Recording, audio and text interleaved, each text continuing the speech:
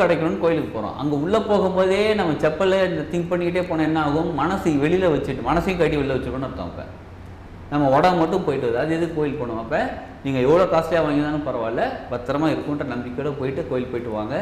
சிலர் எப்படி தெரியுங்களா கோயிலில் வைக்கிறாங்க, சில டெக்னிக்லாம் வேறு ஃபாலோ பண்ணுவாங்க. புது செப்பல்லாம் வாங்கியிருந்தாங்கன்னா அந்த பக்கம் லெஃப்ட் பக்கம் ஒன்று, அந்த காலில் ரைட் பக்கம் ஒன்று செப்பல் வச்சுருவோம். ஏன்னா யாரும் வந்து திருடி போயிடக்கூடாது. அப்படிப்பட்ட செப்பலே காண போயிடும். வந்து புலம்புவாங்க, ஏய் எவன்டா அவன் இப்படி போய் என்ன திருடிதான். புலம்பாதீங்க. கோயிலுக்கு போயிருக்கீங்க, புண்ணிய ஸ்தலத்துக்கு போயிருக்கீங்க, உங்கள் செப்பல் காணா போச்சுன்னா புலம்பாதீங்க.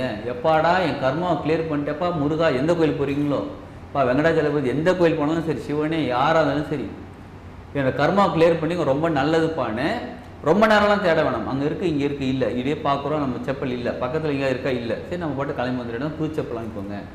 கர்மா கிளியர் ஆச்சுன்னு சந்தோஷப்படுங்க.